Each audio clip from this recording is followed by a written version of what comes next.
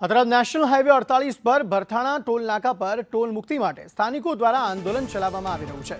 આસપાસના ગામના મોટી સંખ્યામાં લોકો આ આંદોલનમાં જોડાયા છે।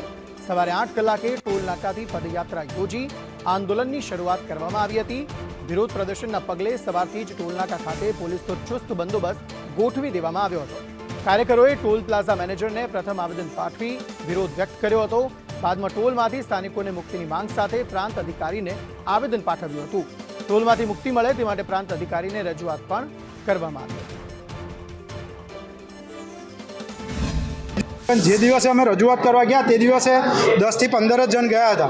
આજે અમને ખૂબ આનંદ થયો છે કે કરજણની તેમજ આજુબાજુની જનતા જાગી ગઈ છે અને આજે જે લોકો આવ્યા છે એક મુહિમ લઈને અને પોતાનો અધિકાર માટે કે સ્થાનિકો માટે જે મુદ્દો છે ફ્રી થવા બાબતનો તે ફ્રી થવું જ જોઈએ।